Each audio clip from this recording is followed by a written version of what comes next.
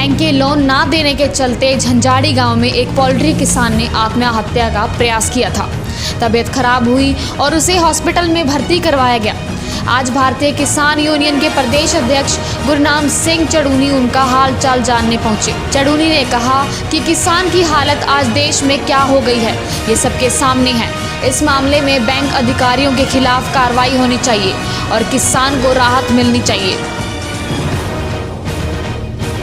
देखिए, इस देश की बदकिस्मती है कि सारी मार किसान पे ही पड़ती है और जो बाकी वर्ग हैं, अगर हम देखें पूंजीपतियों का, अगर हम आंकड़ा देखें तो पूंजीपतियों को कर्जे के में ऐसा नहीं होता। आपका उदाहरण मैं देता हूँ आपको।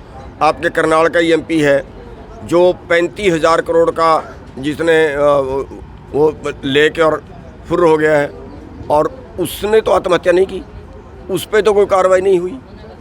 आज 15 लाख करोड़ का आज डिफ़ॉल्ट जो डिफ़ॉल्टिंग अमाउंट भी नहीं कह सकते उसको, एनपीए जो हो गया, जो वसूला ही नहीं जा सकता। देश के कुल कर्जे से 2 गुना उनका क्या कर लिया। हमारे देश का कानून, अगर एक आदमी की 10 फैक्ट्री हैं, एक फैक्ट्री घाटे में गई, 9 फैक्ट्री मुनाफे में है, जो घाटे में गई उसकी सरकार मालिक है, जो मुनाफे में गई उसके मालिक खुद मालिक है, वो 9 बेच के उसके पैसे कभी वसूले गए क्या? तो किसान से मिले आप, क्या बताया उन्होंने? देखिए, किसान से तो मिलके कोई बात हो ही नहीं पाई। वो तो बोलने की स्थिति में नहीं है, आईसीयू में है, केवल देख ही पाए हैं उनको, और बोलने की हालत में। परिवार से बात हुई होगी जी? परिवार से बात हुई? हाँ, परिवार से बात हुई, और परिवार ने जो बताया है, ये एक बड़ा घोटाला, इसके पीछे बड़ा घोटाला, किसानों को मरने के लिए मजबूर करने का एक षड्यंत्र।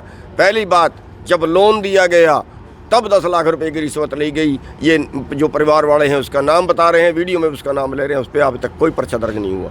तो बैंक के अधिकारी शामिल हैं? जब नीलामी की गई 300 रुपये 250 रुपये वाली मुर्गी 51 रुपये में, 51 रुपये में तो दाल भी नहीं आती। अब 51 रुपये में कितना बड़ा घोटाला आप समझ सकते हो। जो बारे में क्या कहना चाहेंगे? बड़ौदा उपचुनाव में स्टार प्रचारकों की लिस्ट में देखिए, दुष्यंत चौटाला के बारे में मैं ये कहना चाहूँगा कि देश की बदकिस्मती है कि आज देवीलाल का खून, आज सर छोटू राम का खून, वो भी आज किसानों के विरुद्ध खड़े हैं। ये तो हम सोच भी नहीं सकते थे। अगर उसमें कहीं देवीलाल के खून का एक कतरा भी बाकी है तो उसको सरकार से रिजाइन करके किसानों के बीच में चुनाव में जाएंगे स्टार प्रचारक के तौर पर वोट मांगने। देखिए, वो जाएंगे। अब ये हम लानत इनको दे सकते हैं और या ये कह सकते हैं कि किसानों की इससे बड़ी बदकिस्मती कुछ नहीं हो सकती कि जिस पे किसानों ने भरोसा किया उसी ने किसानों को बेच दिया। तो बड़ौदा चुनाव में लगता है कि किसान अध्यादेश मामला कोई असर डालेगा? देखिए, असर तो डालेगा। बीजेपी जीत तो नहीं पाएगी वहाँ, असर तो ये डालेगा। और लेकिन सवाल इस चीज़ का है, हम उस पर कई बार गंभीरता से सोचते हैं कि चलो बीजेपी हार जाएगी, कांग्रेस जीत जाएगी, लेकिन कांग्रेस ने भी अभी तक ये नहीं कहा कि अगर हमारा राज आया तो हम एमएसपी के गारंटी का कानून बनाएंगे। कम से कम कांग्रेस को तो ये गारंटी देनी चाहिए कि अगर हमारा राज आया तो हम एमएसपी की गारंटी का कानून बनाएंगे, हम टोटल किसानों को कर्जा मुक्त करेंगे। नरेंद्र मोदी को आपने रावण की संज्ञा दी थी, रावण कहा था जी, कहा था। दर्ज हुए हैं और दोबारा से आप वो चीज़ कह रहे हैं, तो मैं दोबारा से फिर कह रहा हूँ, ये भारत का रावण है जो किसानों को मार रहा है। आज हम जिस जगह पे खड़े हैं, क्या इससे दुखदायी घटना कोई हो सकती है? क्या इससे बड़ा कोई देश के अंदर अव्यवस्था हो सकती है? कौन इसको कंट्रोल करेगा? मौके की सरकार ही तो कंट्रोल करेगी। पर्चे दर्ज हुए आपके?